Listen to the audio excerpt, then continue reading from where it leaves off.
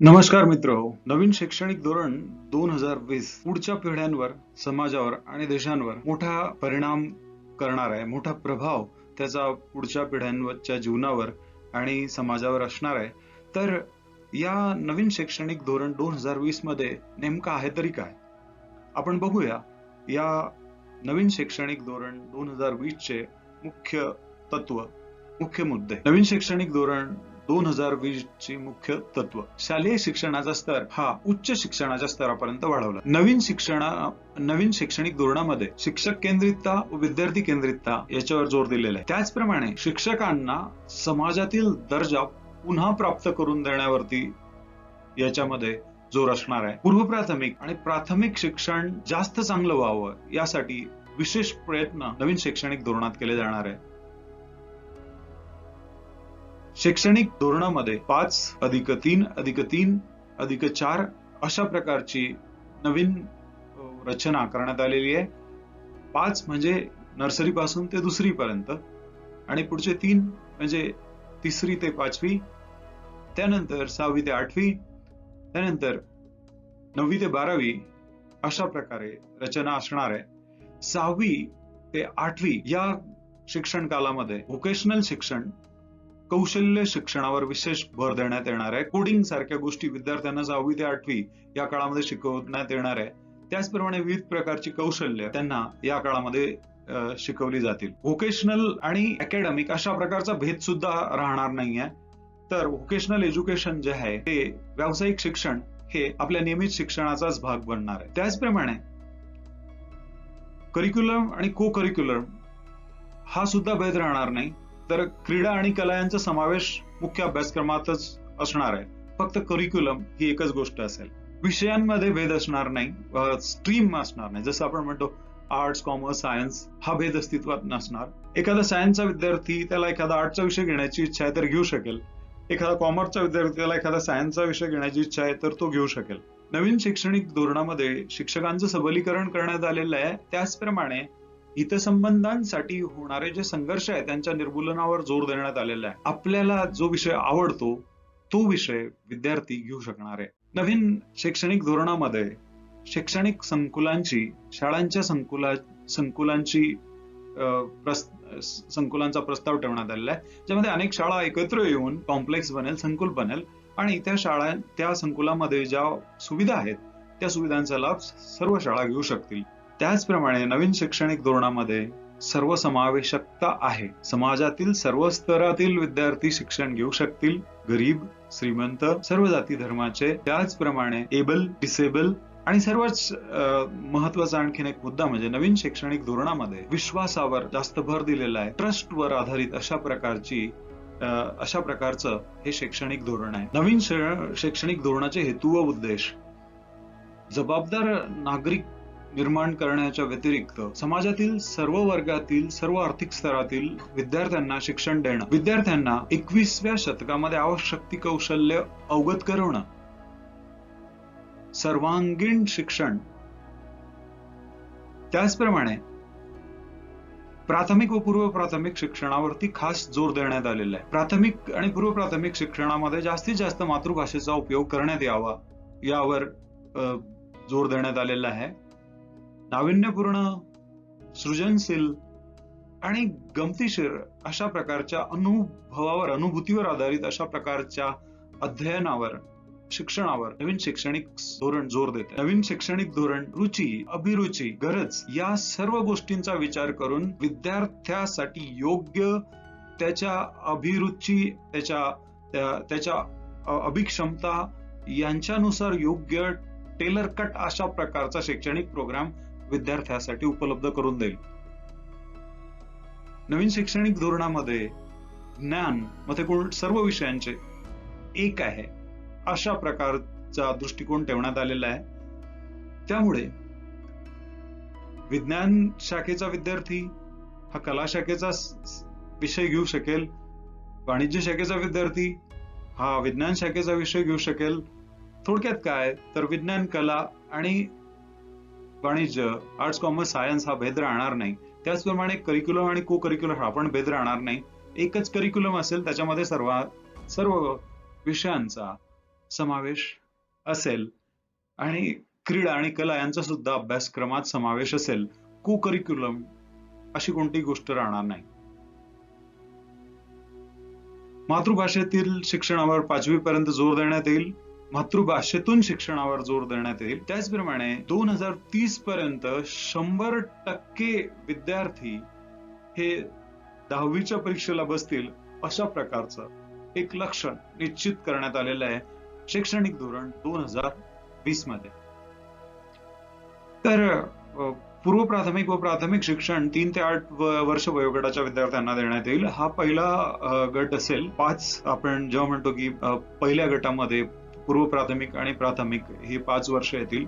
त्याच्यामध्ये early childhood care and education हे गमती जमतींवर आधारित अशा प्रकारचं सर्वांगीण शिक्षण असेल. National curriculum and pedagogical framework for early childhood care याच्यासाठी जे आहे एक वेगळ्या प्रकारचा जो अभ्यासक्रम आहे हा डेव्हलप करेल, विकसित करेल. या पूर्व प्राथमिक आणि प्राथमिक शिक्षणामध्ये जोर देण्यात येईल की सर्व मुलं ही साक्षर होतील, त्यांना लिहिता वाचता येईल आणि त्यांना आकडे मोजता येतील, आकडेमोड करता येईल. तर लिटरसी आणि न्यूमरसी याच्यावर प्राथमिक शिक्षणामध्ये जोर दिलेला आहे. त्याचप्रमाणे भाषिक कौशल्य ते अवगत करतील आणि प्राथमिक शिक्षण हे मातृभाषेमधून जास्तीत जास्त देण्यावर जोर आहे 5वी पर्यंत. या विद्यार्थ्यांमध्ये ज्याला आपण सायकोमोटर स्किल म्हणतो, hand I coordination, hand leg coordination, वेगवेगळ्या प्रकारच्या ज्या क्रिया आहेत, शारीरिक क्रियांचं जे संतुलन आहे त्याला आपण सायकोमोटर स्किल म्हणतो. ह्या डेव्हलप करण्यावरती, यांचा विकास करण्यावरती प्राथमिक शिक्षणामध्ये जोर असेल. त्याचप्रमाणे मूल्य शिक्षणावर सुद्धा प्राथमिक शिक्षणामध्ये आणि पूर्व प्राथमिक शिक्षणामध्ये जोर देण्यात येणार आहे. शारीरिक भावनिक विकास याकडे खास लक्ष दिलं जाणार आहे. तर नवीन शैक्षणिक धोरण जे आहे एकांगी नाहीये, याच्यामध्ये विद्यार्थ्याच्या सर्वांगीण शिक्षणावर जोर देण्यात आला आहे आणि सगळ्या विषयांना महत्व देण्यात आलेलं आहे. मातृभाषा जसं मी तुम्हाला सांगितलं, जितकी शक्य आहे तितकी मातृभाषा माध्यम म्हणून वापरली जाईल. दुसरी भाषा शिकवण्यासाठी सुद्धा मातृभाषेचा उपयोग करण्यात येईल, जास्तीत जास्त उपयोग करण्यात येईल. त्याचप्रमाणे शालेय शिक्षण जे आहे त्याला उच्च शिक्षणाशी सुसंगत आणि एकत्रित करण्यात येणार आहे. त्याचप्रमाणे शालेय शिक्षणाचा जो स्तर आहे तो उच्च शिक्षणाच्या स्तरापर्यंत नेण्याचा उल्लेख याच्यामध्ये करण्यात आलेला आहे. त्यामुळे शिक्षकांचा शैक्षणिक दर्जा जो आहे, शिक्षकांचा जो स्तर आहे तो सुद्धा आपोआपच उंचावेल, त्यांची गुणवत्ता ही आपोआपच उंचावेल असं अपेक्षित आहे. नवीन शैक्षणिक धोरण जे आहे ते शिक्षक केंद्रित आहे. शिक्षक त्याचा केंद्रबिंदू असणार आहे नवीन शैक्षणिक धोरणाचा, नवीन शैक्षणिक पद्धतीचा. मात्र हे शिक्षण विद्यार्थी केंद्रितच असणार आहे. शिक्षकाचा समाजातील दर्जा उंचावण्याचा या शैक्षणिक धोरणामध्ये उल्लेख केलेला आहे. शिक्षकाचा समाजातील दर्जा वाढवण्यासाठी या शैक्षणिक धोरणात विशेष प्रयत्न केलेले आहेत. त्याचप्रमाणे 3री पर्यंत मुलांना साक्षर करणं, त्याच प्रकारे सगळ्या प्रकारचे अंकमोड त्यांना करता येईल यावरती जोर देण्यात आलेला आहे. NPST national professional standard for teacher will be set. National professional standard for teacher will be set. शिक्षकांसाठी एक स्टँडर्ड प्रस्थापित करण्यात येणार आहे. NPST हे करेल. त्याचप्रमाणे 4 वर्षाचा B.Ed इन्क्लुझिव्ह अशा प्रकारचा एक शैक्षणिक मॉड्यूल हे नवीन शैक्षणिक धोरणामध्ये त्याचा उल्लेख करण्यात आलेला आहे की डिग्री आणि त्याच्याबरोबर B.Ed एकत्र. त्याचप्रमाणे 3 वर्षाचा बॅचलर, 1 वर्ष आणि 1 वर्ष B.Ed अशा प्रकारे मल्टीडिसिप्लिनरी म्हणजे वेगवेगळ्या विषयांमधून येणाऱ्या विद्यार्थ्यांसाठी अशा प्रकारचा पण ऑप्शन त्याच्यामध्ये असेल. 3 वर्षाची डिग्री आणि 1 वर्षाचं B.Ed. त्याचप्रमाणे डिग्री आणि B.Ed एकत्र अशा प्रकारचा सुद्धा अभ्यासक्रम हा शिक्षकांसाठी देण्यात येणार आहे. त्याचप्रमाणे सर्व शिक्षकांना, मग तो प्राथमिकचा असेल, माध्यमिकचा असेल की उच्च माध्यमिकचा असेल, सर्वांसाठी टीचर्स एलिजिबिलिटी टेस्ट ही सक्तीची करण्यात येणार आहे, असा उल्लेख, अशा प्रकारची प्रोव्हिजन या नवीन अभ्यासक्रमामध्ये करण्यात आलेली आहे. नवीन शैक्षणिक धोरणामध्ये विशेष जोर देण्यात आलेला आहे संशोधन आणि प्रशिक्षणावर, रिसर्च अँड ट्रेनिंग.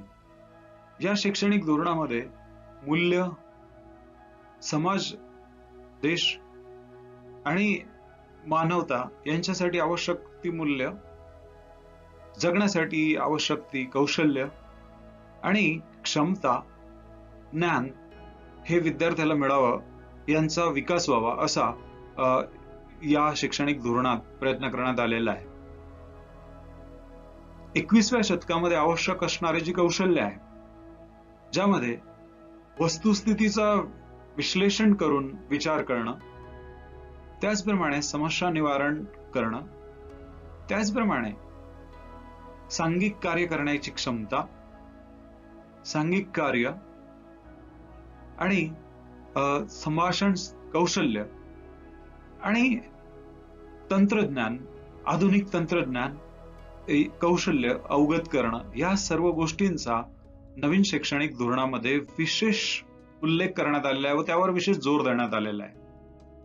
सर्व ज्ञान हे एक आहे, सर्व विषयांचे ज्ञान हे एक आहे, एकत्रित आहे, या संकल्पनेवर आधारित नवीन शैक्षणिक धोरण आहे. यामध्ये कला शाखेचे विषय, विज्ञान शाखेचे विषय आणि वाणिज्य शाखेचे विषय याच्यामध्ये खूप अशा प्रकारचा फरक करण्यात आलेला नाहीये. व्यावसायिक शिक्षण आणि अभ्यासक्रम,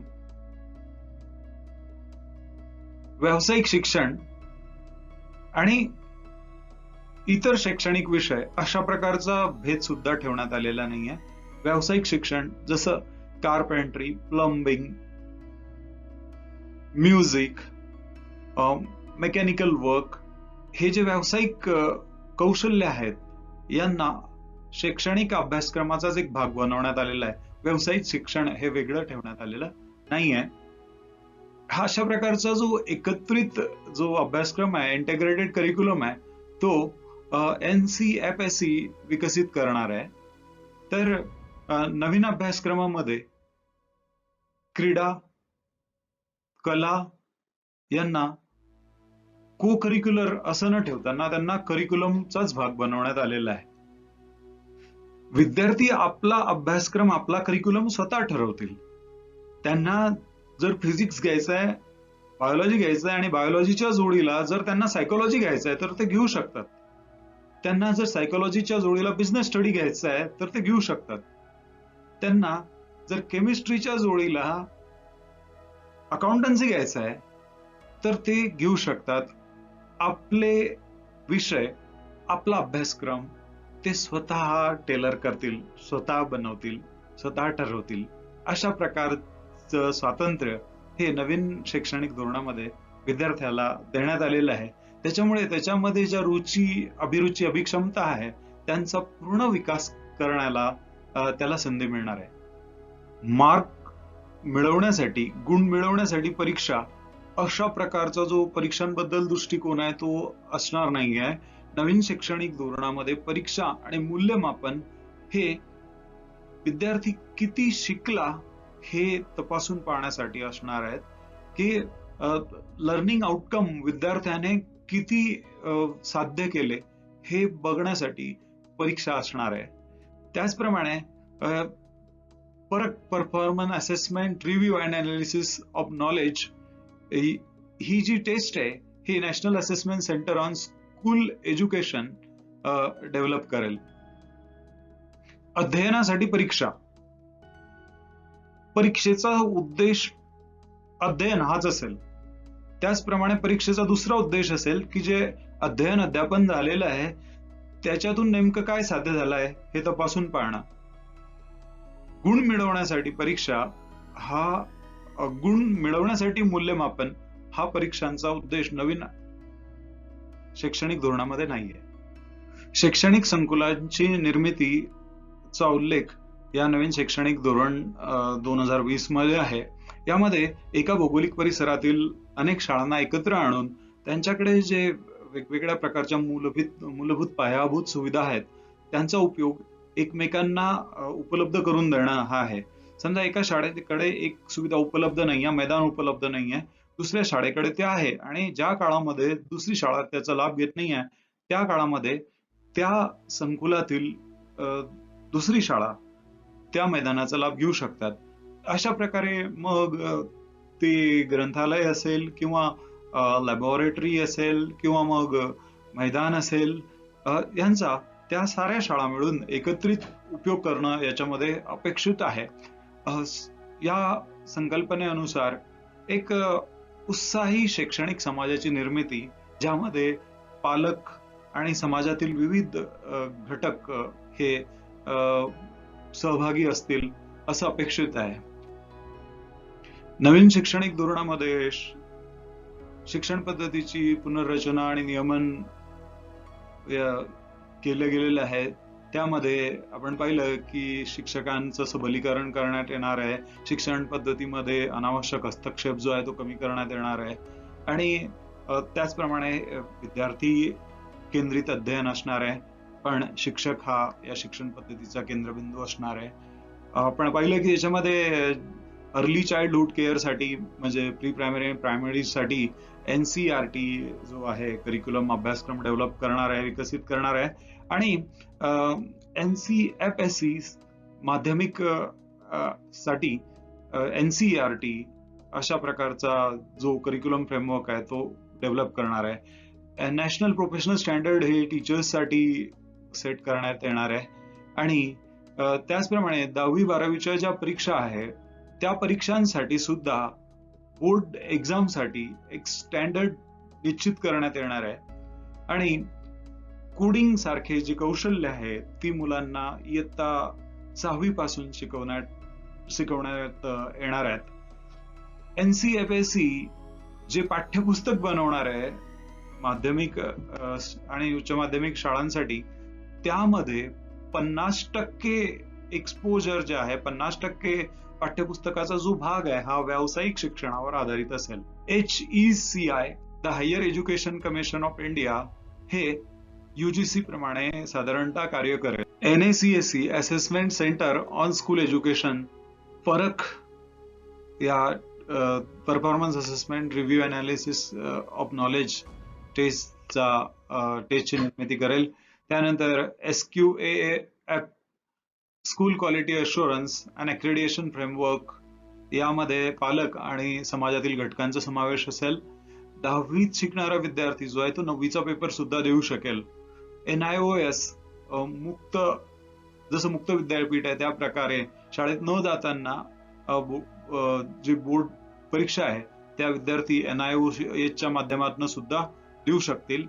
त्याचप्रमाणे गुण मिळवण्यासाठी शिक्षण याऐवजी काहीतरी चांगलं शिकण्यासाठी परीक्षा, गुण मिळवण्यासाठी परीक्षा याऐवजी काहीतरी चांगलं जे मुलामध्ये आहे ते तपासण्यासाठी परीक्षा, काहीतरी नवीन अध्ययन करण्यासाठी परीक्षा, अशा प्रकारे हा परीक्षेचा उद्देश असणार आहे. गुण मिळवणे हा फक्त त्याचा उद्देश नसेल.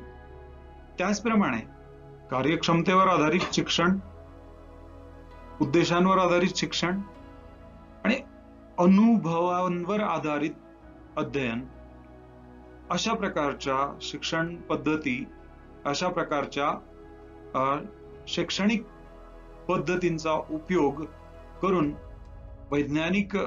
एक प्रकारचे वैज्ञानिक दृष्टिकोन हा विद्यार्थ्यांमध्ये निर्माण करण्याचा हेतू या नवीन अध्यापन पद्धतीमध्ये ज्यांचा उल्लेख नॅशनल एज्युकेशन पॉलिसी 2020 मध्ये आहे.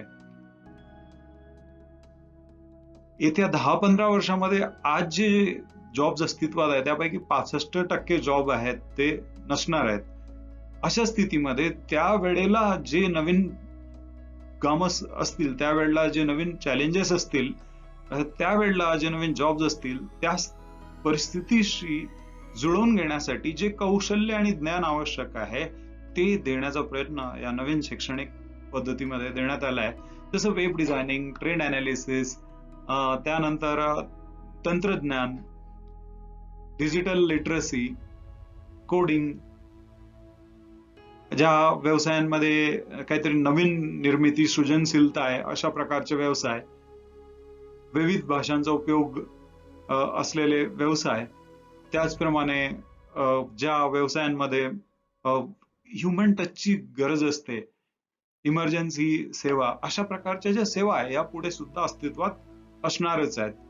पण त्या दृष्टीने विद्यार्थ्यांना तयार करण्यासाठी जे तंत्रज्ञान 15-20 वर्षानंतर असणार आहे, जी कौशल्य 15-20 वर्षानंतर लागणार आहेत, ती कौशल्य विद्यार्थ्यांमध्ये विकसित करण्याचा प्रयत्न या शिक्षण पद्धतीमध्ये करण्यात आलेला आहे.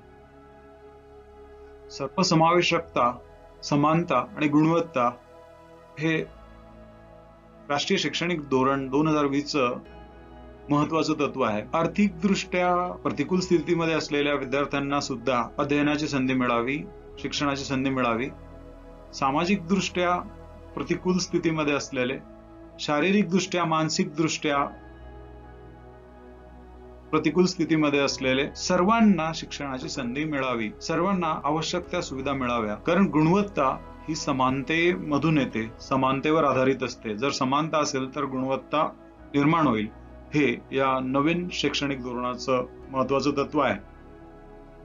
शाळा विद्यार्थ्यांना शैक्षणिक प्रक्रियेमध्ये गुंतवून ठेवण्यासाठी आवश्यक ते स्रोत उपलब्ध करून देतील आणि पालकांना सुद्धा आणि समाजातील घटकांना सुद्धा या शालेय प्रक्रियांमध्ये सहभागी करून घेतील अशी अपेक्षा यामध्ये आहे. शैक्षणिक धोरण 2020 एक मूलभूत तत्व आहे विश्वास. जर विश्वास नाही तर ऊर्जा नाही, जर विश्वास नाही तर सबलीकरण नाही, जर विश्वास नाही तर मालकी हक्क नाही, जर विश्वास नाही तर उत्तरदायित्व नाही, जर विश्वास नाही तर जबाबदारी नाही. संस्थेमध्ये विश्वास हा आवश्यक आहे जर गोष्टी वेळेमध्ये आणि योग्य पद्धतीने व्हायच्या असतील तर. विश्वासामुळेच लोक योग्य कार्य करण्यास सबल होतात आणि ते कार्य केल्यानंतर कठोर तपासणीसाठी सुद्धा ते उत्तरदायी असतात. राष्ट्रीय शैक्षणिक धोरण 2020 चा जो मसुदा तयार करण्यात आला, जो ड्राफ्ट तयार करण्यात आला, त्या ड्राफ्टिंग कमिटीचे चेअरमन डॉक्टर के कस्तुरीरंगन हे होते. यावेळी भारतीय शिक्षण पद्धतीच्या इतिहासाचं अवलोकन करणं रोचक ठरेल. प्राचीन काळामध्ये भारतामध्ये जी शिक्षण पद्धती होती त्या शिक्षण पद्धतीचा उद्देश होता मुक्ती किंवा आत्मज्ञान. त्यानंतर चातुर्वर्ण्यावर आधारित अशा प्रकारची शिक्षण पद्धती आली. त्यामध्ये वेगवेगळ्या वर्णाच्या लोकांना वेगळ्या वेगळ्या प्रकारचं शिक्षण हे देण्यात येत होतं. खऱ्या अर्थाने शिक्षणामध्ये समानता, सर्वांसाठी शिक्षण आलं हे गुप्त काळामध्ये, बुद्ध काळामध्ये.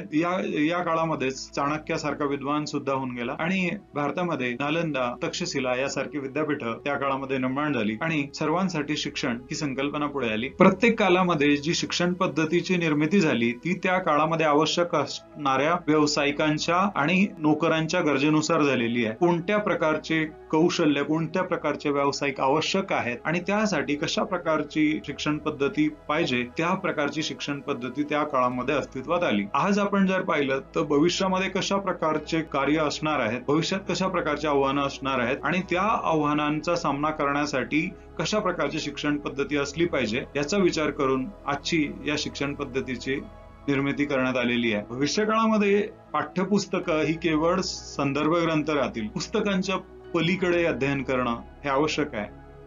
अनुभूतीवर आधारित अध्ययन करणं आवश्यक आहे. कार्यक्षमतेवर आधारित अध्ययन हे आवश्यक आहे. म्हणूनच नवीन जे शैक्षणिक धोरण आहे त्याच्यामध्ये नवीन नवीन अध्यापनाच्या पद्धती, सृजनशील अशा प्रकारच्या अध्यापनाच्या पद्धती, अतिशय रोचक अशा प्रकारच्या अध्यापनाच्या पद्धती ज्याच्यामध्ये टॉयज, खेळ, कला, क्रीडा यांचाच शिक्षण पद्धती म्हणून उपयोग करण्यात आलेला आहे. स्वतंत्र भारतामध्ये राधाकृष्ण आयोगाची स्थापना 1948 साली झाली. त्याला आपण विद्यापीठ आयोग असं पण म्हणतो. त्यानंतर मुदलियार कमिशन किंवा माध्यमिक शिक्षण आयोग 1952 मध्ये, त्यानंतर कोठारी आयोग 1964 ते 68च्या काळात कार्य केलं आणि 1968 मध्ये शैक्षणिक धोरण एक NEP 1 लागू झाली. त्यानंतर 1986 मध्ये नॅशनल एज्युकेशन पॉलिसी 2 प्रस्तुत करण्यात आली आणि आता 34 वर्षानंतर जवळपास राष्ट्रीय शैक्षणिक धोरण NEP 2020 हे तिसरं राष्ट्रीय शैक्षणिक धोरण प्रस्तुत करण्यात आलेलं आहे. हा बदल लवकर घडायला हवा होता, थोडा उशिरा घडलेला आहे 34 वर्षानंतर, परंतु योग्य दिशेने आहे. आणि आतापर्यंत ज्या शैक्षणिक धोरणं होती ते सगळे शैक्षणिक धोरणं फक्त त्यामध्ये अनेक प्रकारची भेदाभेद होती. जसे एक विषय महत्वाचा, दुसरा विषय कमी महत्वाचा. त्याचप्रमाणे क्रीडा, कला यांना त्या प्रमाणात महत्व देण्यात आलेलं नव्हतं. अध्यापन पद्धती ज्या आहेत त्यांच्यामध्ये नाविन्यपूर्णता तेवढी नव्हती. तंत्रज्ञानावर एवढा जोर नव्हता. ही जी शैक्षणिक धोरण आहे, शैक्षणिक धोरण 2020, यामध्ये वर्गातला टॉपर, वर्गात जो अध्ययन अध्यापनामध्ये विज्ञान सायन्स मध्ये पहिला येणारा विद्यार्थी आणि शेवटचा येणारा विद्यार्थी, हे दोन्ही विद्यार्थी महत्वाचे आहे. आणि जो वर्गामध्ये मॅथ्स मध्ये प्रथम येतोय तो महत्वाचा आहे. त्याचप्रमाणे जो क्लासमध्ये स्पोर्ट्स मध्ये पहिला येतोय, आर्ट्स मध्ये पहिला येतोय, अकाउंट्स मध्ये पहिला येतोय, हिस्ट्री मध्ये पहिला येतोय, हा प्रत्येक विद्यार्थी या नवीन शैक्षणिक धोरणामध्ये महत्वाचा आहे. आणि त्या प्रत्येकाला काही ना काही उदरनिर्वाहासाठी भविष्यात साधन मिळेल अशा प्रकारची हे शैक्षणिक धोरण आहे, ज्याच्यामध्ये विद्यार्थ्यांना व्यवसायाभिमुखता सुद्धा शिकवली जाणार आहे. वेगवेगळ्या प्रकारच्या कौशल्य शिकवण्यावर जोर आहे. आतापर्यंतच्या शैक्षणिक धोरणांमध्ये या गोष्टी नव्हत्या. तंत्रज्ञानावर जोर नव्हता, सृजनशीलतेवर, नाविन्यपूर्णतेवर जोर नव्हता, आणि त्याचप्रमाणे नाविन्यपूर्ण अशा अध्यापन पद्धतींवर जोर नव्हता. शिक्षकांच्या प्रशिक्षणावर जोर नव्हता. शिक्षकांचा दर्जा समाजामध्ये वाढावा यावरती जोर नव्हता. म्हणून मला असं वाटतं की हे शैक्षणिक धोरण 2020 हे निश्चितच आपल्या विद्यार्थ्यांना समर्थ करेल आणि या शैक्षणिक धोरणामुळे निर्माण होणारे जे विद्यार्थी आहे ते निश्चितच फक्त आपला उदरनिर्वाहच चालवणार नाही, तर आपापल्या कार्यक्षेत्रामध्ये आपला ठसा उमटवतील व एक मजबूत अशा प्रकारच्या समाजाची निर्मिती करतील. धन्यवाद. जर आपल्याला हा व्हिडिओ आवडला असेल तर लाईक, शेअर आणि सबस्क्राईब करा व पुढील व्हिडिओचे नोटिफिकेशन मिळण्यासाठी वरच्या कोपऱ्यात असलेले बेल बटन दाबा. थँक्यू.